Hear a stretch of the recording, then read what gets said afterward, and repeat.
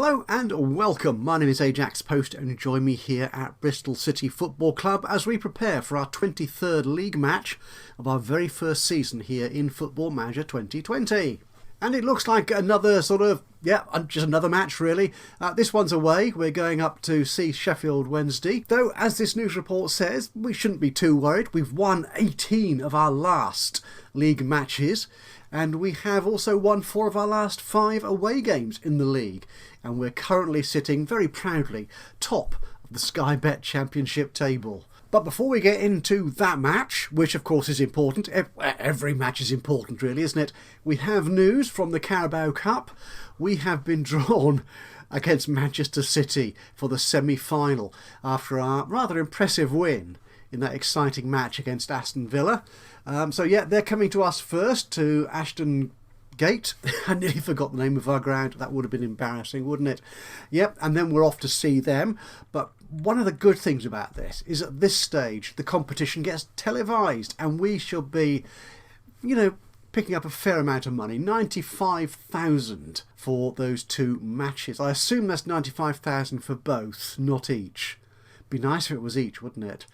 But probably isn't. Anyway, that's a nice little boost, a fillip to our finances.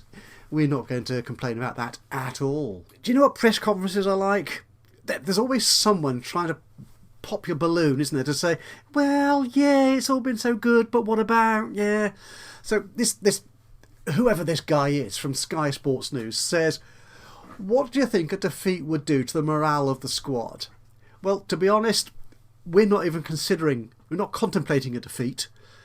But of course, every match, you can't be too complacent. You've got to be prepared, But whatever, the squad is feeling very strong. And that's exactly what I told this guy. I said, just go to the back of the room. We're paying no attention to your naysaying. We're feeling good. And we're going to carry on feeling good, whatever the result. And finally, as we head into match day, the medical centre giving me reports on our injured players and those coming back from injury. Marley Watkins is looking very good. Adam Nagy, who we've spoken about quite a bit over the last few episodes, is looking good. He's still not fully match sharp, so I'm not sure if we'll be able to play him for the whole 90 minutes. They're saying here maximum of 45 to ensure we don't have any further injury consequences. So both those guys are available for the match, which is good news. So I think we've got a fairly strong squad to line up against Sheffield Wednesday.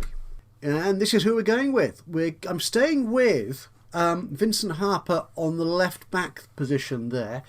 Young, new recruit into the senior squad, just moved up from our youth teams, and he's performed very well. In fact, if you remember previously, in the last week, he was as part of the Sky Bet Championship Team of the Week. Very good indeed. Very nice to see that. Adam Nagy, we're going to put him in. The only way he can get match sharpness, of course, is playing matches. So we're going to slip him in there alongside Casey Palmer, Nicholas Eliasson and Marley Watkins, which I think is a very sound midfield squad there. I'm putting Andreas Weimann up front with Nahki Wells as a strike force. Weimann, again, just recently come back from injury and has been doing very nice work indeed. But that's it. Let's see how this match goes on.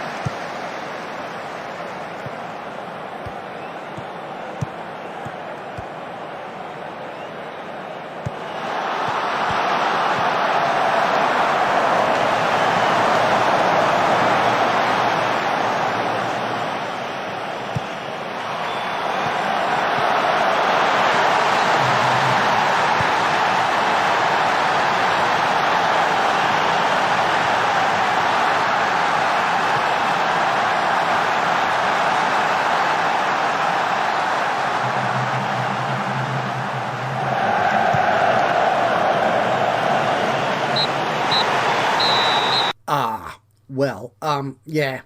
I think it was that Sky Sports news guy jinxed us. Our first loss in 18 matches. That's and it was so disappointing as well. Okay, we caught up with them, and certainly in the second half, from what we saw there of the highlights, we really pressured them. We were in their half a lot of the time. We put their goal under a lot of stress, and you can see here the match stats at the bottom of this middle panel. 9 shots for them, 15 from Bristol City, of which 8 of ours were on target against their 5. The slightly disappointing thing is our number of fouls was up there with our number of shots on goal as well. Yeah, 18 fouls were recorded here. And how many players is that? 7 were booked. That's not good. Yeah, the team were obviously, being passionate about the match, which is all good, but yeah, could do without yellow cards, I think. And that last minute goal, that is so frustrating. We just obviously weren't paying attention. There was just lots of faffing around in defence, and the guy just got in there and knocked it into the back of the net, Kadeem Harris. That is so annoying. And before that, Andreas Feynman, that should have been a goal. I'm sure he wasn't offside. In fact, there was a call out. Unfortunately, it doesn't come up in the highlights package to check that offside decision. I'm not sure he was. I am not at all convinced that he was offside and that goal should have stood. But that's not how it goes. So we're still at the top of the championship table. Well, in the top, as we'll see in a moment. But yeah, that is disappointing. And as we can see here, I mean, we've done a lot of good work. Most of the sort of thumbs up, the green marks there are for distances covered, for the amount of work the team were doing.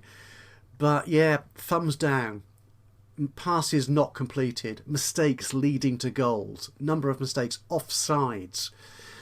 Yeah, I'm not quite sure what was going on there. Maybe just lack of concentration, perhaps. Maybe they're feeling too confident. But again, I mean, Wednesday did put us under pressure, certainly in the first half. So there's no reason for us to sort of sit back on our laurels and just let them get away with that. But hey, that's just one match. That's one match out of the 23 we've played. I'm not going to worry too much about this. We can learn from this and carry on moving forward. Sky Sports reporting. Yeah, we have relinquished, they say.